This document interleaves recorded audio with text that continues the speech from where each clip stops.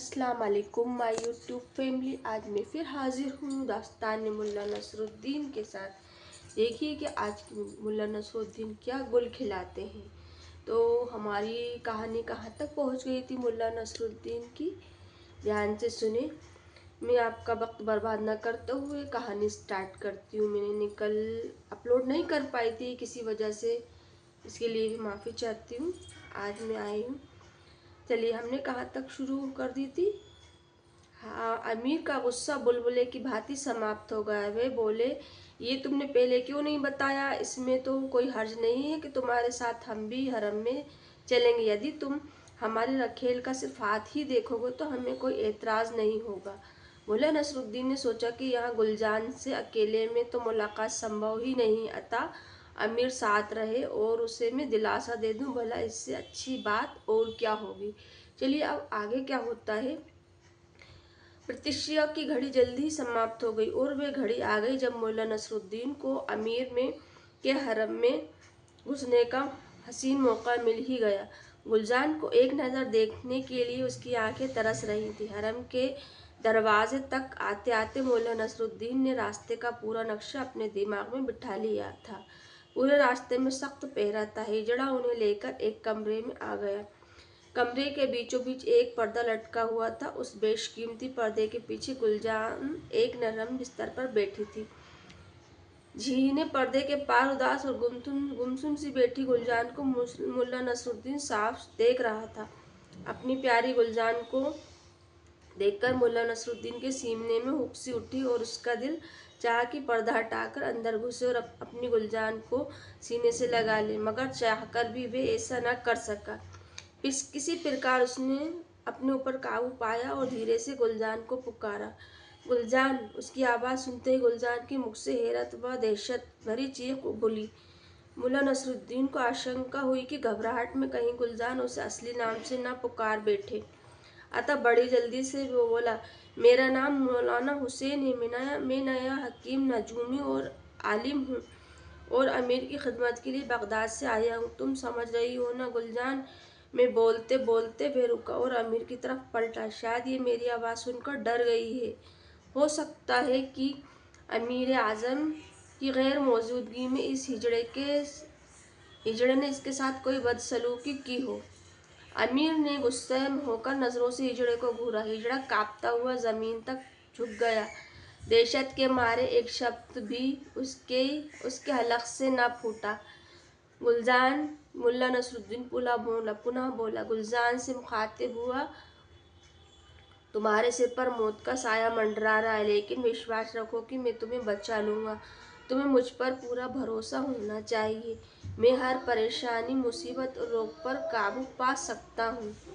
मुल्ला नसरुद्दीन की आवाज़ वे लाखों में पहचान सकती थी। ये जानकर कि मुल्ला नसरुद्दीन उस तक आ पहुँचा है, उसकी खुशी का ठिकाना न रहा, मगर वे सावधान भी थी।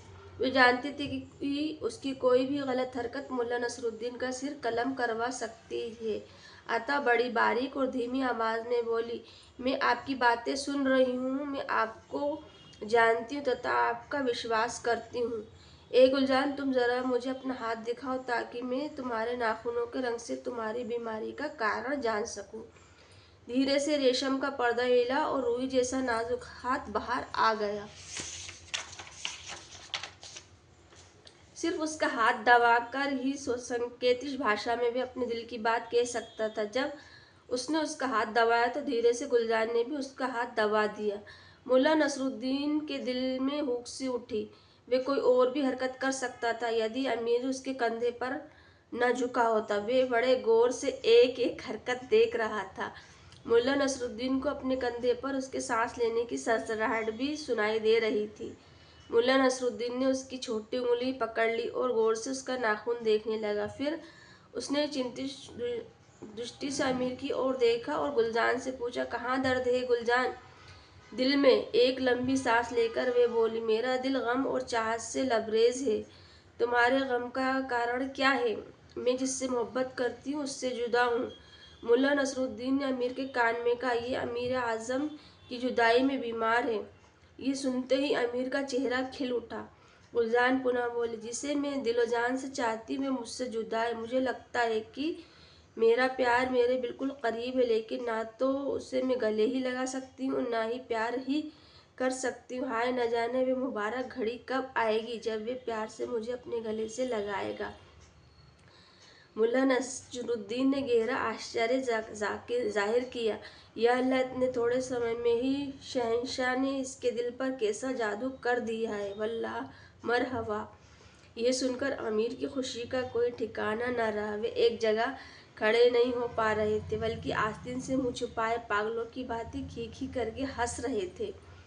अमीर की हरकतें देखकर पर्दे के पीछे बैठी गुलजान बड़ी मुश्किल से अपनी हंसी रोक पाई। मुल्ला नसरुद्दीन ने पुनः उसे सांकेतिक भाषा में समझाना शुरू किया। गुलजान, तुम किसी प्रकार की चिंता मत करो, मैं तुम्हें हर खतरे से बचा लूँगा। फिलहाल तो अमीर आजम तुम्हारे करीब नहीं आ सकेंगे, क्योंकि मैंने उन्हें आगाह कर दिया है कि सितारों का आदेश है कि वे किसी औरत का नकाब न उल्टे। लेकिन इसके बावजूद तुम्हारी खुशी का दिन निकट ही है। सितारे धीरे धीरे अपना अंदाज बदल रहे हैं। तुम समझ रही हो ना गुलजान, सितारे शीघ्र ही मुबारक होंगे और तुम अपने प्यारे, अपने सपनों के शहजादों की बाहों में होगी। मैं जिस रोज़ तुम्हें दवा भेजूंगा उससे अगले रोज़ तुम्हारी खुशी का दिन होगा। हाँ, दवा पिलाने के अगले रोज़ तुम तैयार रहना अपने दामन में खुशियाँ भरने के लिए। गुलजान से ये खुशी बर्दाश्त नहीं हो पा रही थी। वे कभी रोती कभी हंसती। वे बोली, शुक्रिया ए मौलाना हुसैन, आपका लाख लाख शुक्रिया ए हकीम मौलाना हुसैन। मैं समझ गई कि मेरा प्यार मेरे बिल्कुल नज़दीक है। मुझे लगता है कि उसके और मेरे दिल की धड़कनों में एक हो गई हैं। मैं उसके बिना नहीं रह सकूंगी। और फिर उसे समझा बुझाकर मुल्ला नसरुद्दीन और अमीर हरम के से वापस लौट आए। दरबार में आकर अमीर ने मुल्ला नसरुद्दीन को सोने के सिक्कों से भरी थैलियां भेंट की। फिर मुल्ला नसरुद्दीन अपने आवाज़ की ओर बढ़ गया। उसने निर्णय लिया था कि अब जल्दी ही कुछ करेगा, और उससे स्वच्छ घूमने वाले मुल्ला नसरुद्दीन का अब उस महल में दम घुटने लगा था। रात होने लगी थी। बुखारा के मेहनतकश नागरिक खा पी कर सोने की तैयारी करने लगे थे। मुल्ला नसरुद्दीन घूमने का बहाना करके महल से निकल आया था। बुखारा की गलियों में ठंडक व अंधेरा था। मुल्ला नसरुद्दीन अपने दोस्त अली के चायखाने की ओर चल दिया। रास्ते में उसने शाही शख्स होने के सभी चिन्ह अपनी पोशाक पर से उतार दिए थे। अब वे एक साधारण नागरिक की भांति था। द्वार पर दस्तक तोते ही अली ने दरवाज़ा खोला। उसे पहचानते ही गले से लगा लिए। फिर उसे देखकर वे गुप्त कक्ष में आ गया। मुल्ला नसरुद्दीन ने उसे महल के अंदर घटी सारी घटनाएं बता दी और आगे का प्रोग्राम भी समझा दिया। सारी बात जानने समझने के बाद अली ने कहा, मैं चायखाने में गुलजान की प्रतीक्षा में बैठा रहूँगा। तुम्हारे गधे पर हर वक्त जीन कसी रहती है, वे काफ़ी मोटा ताज़ा हो गया है। गुलजान के लिए भी मैंने एक मर्दाना पोशाक और पगड़ी का बंदोबस्त किया हुआ है। अली उसकी बातें सुनकर मुल्ला नसरुद्दीन बोला, अली, मैं तुम्हारा ये एहसान जीवन भर नहीं भूलूंगा। अब आगे क्या होता है, ये समय इन बातों का नहीं है मेरे दोस्त। लोग केतली में से कप चाय डालते हुए अली ने कहा, चाय पियो और अपने ठिकाने पर पहुंचो। उस कक्ष और चायखाने के बीच पतला सा पर्दा पड़ा हुआ था, जिससे इस तरह अंधेरा होने की वजह से इधर का कुछ भी दिखाई नहीं दे रहा था, मगर दूसरी ओर अर्थात चायखाने की तरफ रोशनी होने के कारण वहां के हर ग्राहक और उसकी एक एक हरकत को देखा जा सकता था।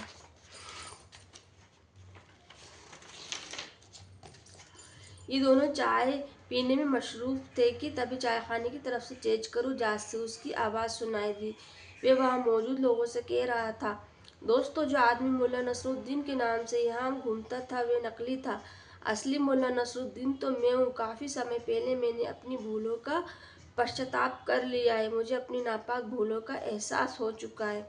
ये सुनकर मुल्ला नसरुद्दीन ने अली को कोहनी मारते हुए कहा, ओह, ये लोग तो ये मान बैठे कि मैंने बुखारा छोड़ दिया है। लगता है वेश बदलकर मुझे इन लोगों को अपनी याद दिलानी ही पड़ेगी। ये कहकर उसने जल्दी से चाय का प्याला खाली किया। फिर जल्दी से वहीं पड़ी अली की मेली कुचेली एक पुरानी पोशाक पहनी और पिछले दरवाजे से बाहर निकल गया। फिर गलियों का चक्कर काटकर चायखाने के एक अंधेरे कोने में आकर बैठ गया। जासूस अभी भी अपनी हाँक रहा था। भाई लोगों में मुल्ला नसरुद्दीन अपनी भूलों पर काफ़ी शर्मिंदा हूँ। अब मैंने इस्लाम पर चलने व दीनदार मुस्लिम बनने का निश्चय कर लिया है। जब से मैंने अमीर के हुक्म की तामील करनी शुरू की, तब से मुझे खुशियाँ ही खुशियाँ मिल रही हैं। ठीक तभी एक व्यक्ति बोला, ए मुल्ला नसरुद्दीन, लो चाय पियो। मैं कोकन से बुखारा आया हूँ, मैं तुमसे एक सवाल पूछना चाहता हूँ। हाँ हाँ पूछो भाई, क्या पूछना चाहते हो? यदि मैं नहा रहा हूँ, वहाँ मुअज्जिन की आवाज़ सुनाई दे, तो मैं किस तरफ मुड़ूं? बेशक मक्का की तरफ, जासूस ने कहा। तभी अंधेरे कोने से एक स्वर उभरा, अपने कपड़ों की तरफ। घर घर तक नंगा जाने से बचने का एक यही उपाय है। ये सुनकर सभी मुंह छिपाकर हंसने लगे। कोने में ये कौन भिखमंगा बड़बड़ा रहा है? क्या मौला नसरुद्दीन से मुकाबला करने का विचार है? चेंज करूँ? जासूस गुर्राया। मुल्ला नसरुद्दीन के मुकाबले में तो कुछ भी नहीं हूँ। वे व्यक्ति पुनः जासूस से मुखातिब हुए, ए पाक मुल्ला नसरुद्दीन, मैं ये जानना चाहता हूँ कि इस्लाम के मुताबिक माध्यम में शामिल होने के लिए इस ताबूत के आगे रहना चाहिए या पीछे?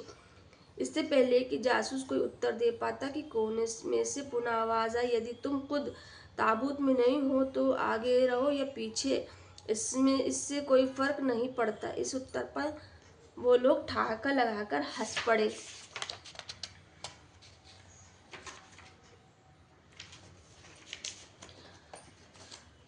मुल्ला नसरुद्दीन बना जासूस दिल मिलाकर बोला, अरे नामुराद, तेरा नाम क्या है? कौन है तू? मैं बहुत देर से तेरी बकबक सुन रहा हूँ, कहीं अपनी जुबान से हाथ तो धोना नहीं चाहता?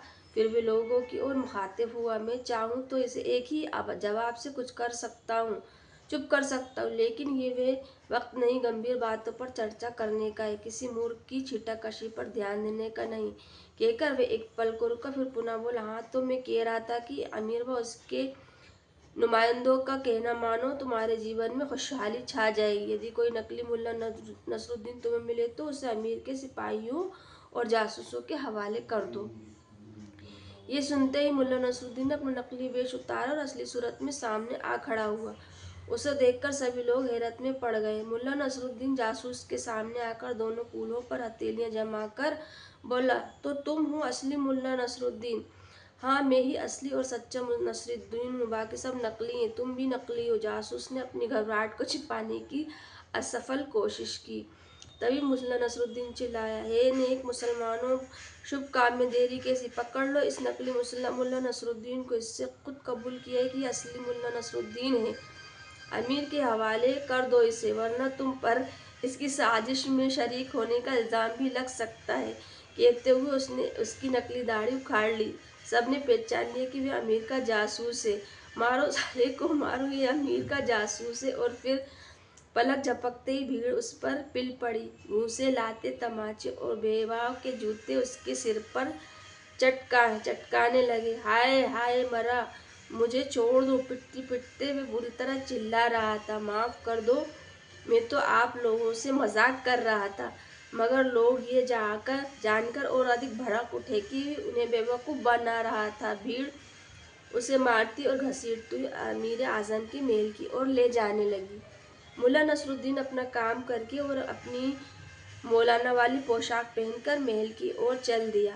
मुल्ला नसरुद्दीन ने महल में पहुंचकर देखा कि चेचकरू जासूस जमीन पर पड़ा जख्मी हालत में करहा रहा था। उसके पास ही लालटेन के लिए अरसला बेग खड़ा था। क्या बात है अरसला बेग? बड़ी नम्रता से मुल्ला नसरुद्दीन उर्फ मौलाना हुसैन ने पूछा, इतनी रात गए, कैसे परेशान हो? बहुत बुरी खबर है मौलाना हुसैन साहब, बेबदमाश मुल्ला नसरुद्दीन फिर से बुखारा में लौट आया है। उसने उसने देखी धरती पर पड़े चेचकरू जासूस की ओर इशारा करके कहा, देखिए उस काफिर ने हमारे सबसे होशियार जासूस की क्या हालत की है। मेरा यह जासूस मेरे हुक्म से मुल्ला नसरुद्दीन बनकर लोगों में अमीर की वफादारी और मजहब की बातें बता रहा था, मगर उसका नतीजा ये निकला। तौबा तौबा, जासूस अपने जिस्म को सहलाते हुए बोला, मेरे बाप की तौबा, जो अब मैं इस नामुराद के मामले में पड़ूं। मैं तो ये शहर ही छोड़कर चला जाऊंगा। शुक्र कर पाजी। उसकी हालत देखकर मुल्ला नसरुद्दीन दिल ही दिल में बोला, इधर महल कुछ दूर और होता तो लोगों लोगों लोगों ने तुझे जिंदा ही नहीं छोड़ना था, सुबह का नहीं छोड़ना था। अब आगे क्या होता है नेक्स्ट पार्ट में बताएंगे कि फिर सुबह का वक्त गुजरता जा रहा था, जो जो सूरज चढ़ रहा था तो गर्मी बढ़ती जा रही थी और दोपहर तक इतनी गर्मी बढ़ चुकी थी कि लोगों को शरीर के कपड़े में उतार देने का मन करने लगा था। मुल्ला नसरुद्दीन अपने कमरे से निकलकर अपने कैदी के कक्ष में पहुंचा। आगे के क्या होता है इंशाल्लाह मैं नेक्स्ट पार्ट में बताऊंगी। नए हो तो सब्सक्राइब करें, पुराने हो तो लाइक करें, कमेंट्स करें और मेरी कहानियाँ आप लोगों को कैसी लग रही हैं, मेरी एपिसोड ये पार्ट्स कैसे लग रहे हैं मुल्ला नसरुद्दीन के, आप लोग ज़रूर बताएं। और मेरी अच्छी अच्छी वीडियोस के लिए अल्लाह हाफ़िज़।